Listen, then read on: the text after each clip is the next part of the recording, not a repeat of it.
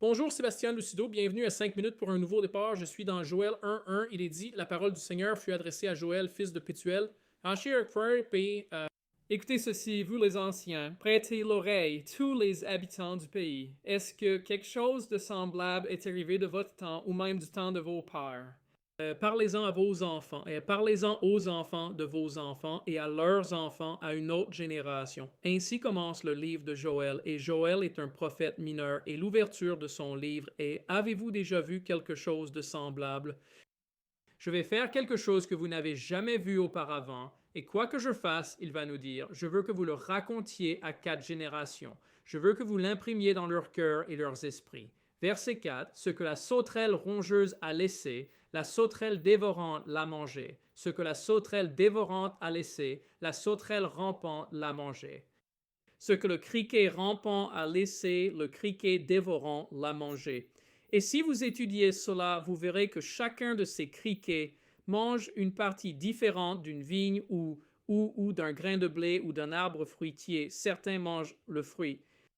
Certains mangent les feuilles, certains mangent l'écorce, certains mangent les racines. Donc il dit qu'il y a 4 essaims de sauterelles qui vont venir et détruire vos récoltes, ce qui va détruire vos troupeaux, et je vais vous dire pourquoi dans un instant. Verset 5. Réveillez-vous, ivrognes, et pleurez, et lamentez-vous, tout buveur de vin, à cause du vin nouveau, car il a été coupé de votre bouche. Car une nation est montée contre mon pays, forte et innombrable. Ses dents sont comme les dents d'un lion. Il a des crocs comme un lion féroce. Et il a dévasté ma vigne et ruiné mon figuier. Point important. Il l'a dépouillé et jeté. Il a rendu ses branches blanches. Amen. Et donc, je pense que lorsque vous regardez n'importe lequel des petits prophètes, Joël est un prophète pré-exilé. C'est avant l'exil.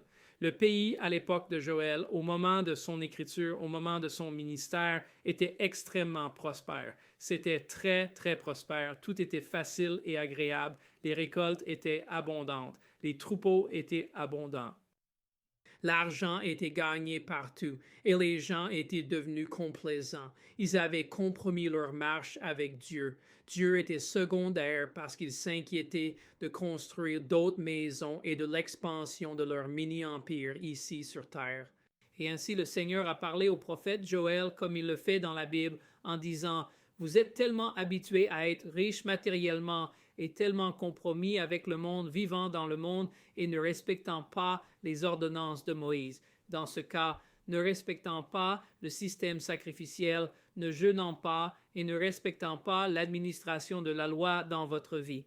Je vais amener une infestation d'insectes dans vos cultures, ce qui détruira finalement vos troupeaux, car il n'y aura pas de nourriture à manger. » Il a dit, et puis il y a 4 vagues d'une seule nation. Et cela, nous regardons en arrière dans l'histoire et nous pouvons le voir.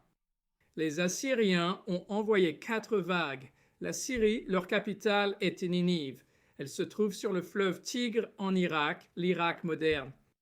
Alors les Assyriens sont descendus vers les 10 tribus du nord d'Israël et en 4 vagues, ils ont complètement pris le contrôle du pays et l'ont occupé, devenant ainsi la force dominante dans le pays. Vous savez, les agriculteurs devaient donner leur récolte aux Assyriens.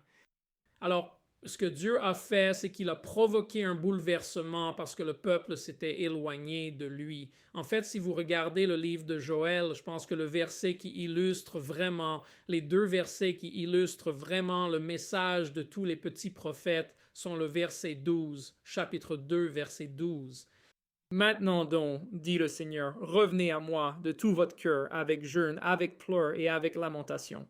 Déchirez vos cœurs et vos vêtements. Revenez au Seigneur, car il est gracieux et miséricordieux, lent à la colère et d'une grande bonté, et il renonce à vous faire du mal.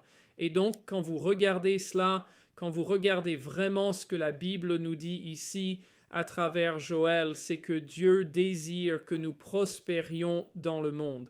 Je veux dire, je peux vous donner des écritures qui vous diront que Dieu veut que vous prospériez dans le monde, mais c'est secondaire. La paix dans le monde, la prospérité dans le monde est secondaire.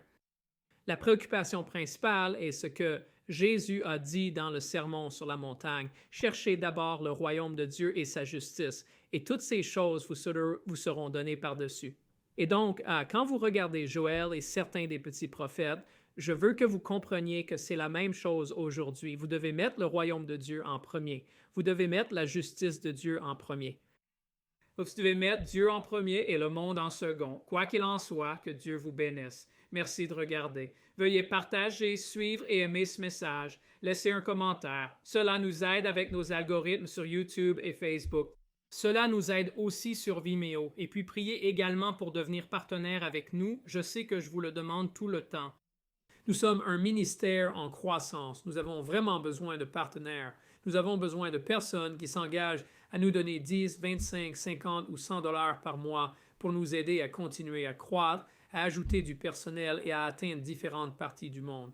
Nous avons presque doublé depuis le début de l'année en termes de followers et de ceux qui nous suivent sur les réseaux sociaux et regardent nos vidéos. Quoi qu'il en soit, que Dieu vous bénisse. Passez une excellente journée. Merci de nous avoir regardés.